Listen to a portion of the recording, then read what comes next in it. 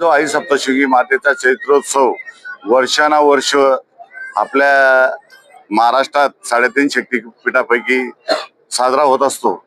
पण या चैत्रोत्सवाचं जे पायी पदयात्रा आपल्या शिरपूर मधून आपले पूर्वज शेकडो वर्षापासून या यात्रेला पायी पायी निघत असत आणि आपल्या पंचक्रोशीतील सगळ्या समाजाच्या या चैत्रोत्सवाला सुतार समाज असो, कुंभार समाज असो, चौधरी समाज असो, माळी समाज असो, फुलारी समाज असो, तर देवीची काठी घेऊन पायी जाण्याची प्रथा अजूनही सुरू आहे.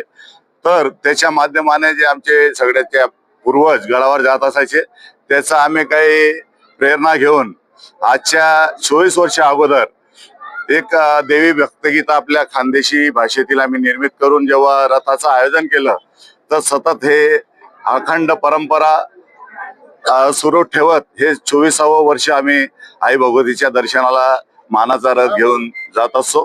या रथामध्ये गावोगावी लाखोच्या संख्येने भाविक या रथाची आई भगवतीची दर्शनाची वाट बघत असतात आणि मानत असतात. आणि दुसऱ्या वर्षी जेव्हा रथ मार्गे त्या गावामध्ये आगमन होत असतो तेव्हा ते मानता फेडत असतात. म्हणून या रथाला, आपल्या शिरपूरच्या रथाला मानाचा रथ म्हणून सगळे भाविक मानत असतात.